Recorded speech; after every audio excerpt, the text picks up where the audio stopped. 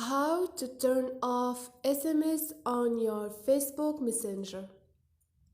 Hi guys, in this video I will show you how to turn off SMS on your Facebook Messenger. It's so easy and quick, so let's start. First thing, go to your Messenger.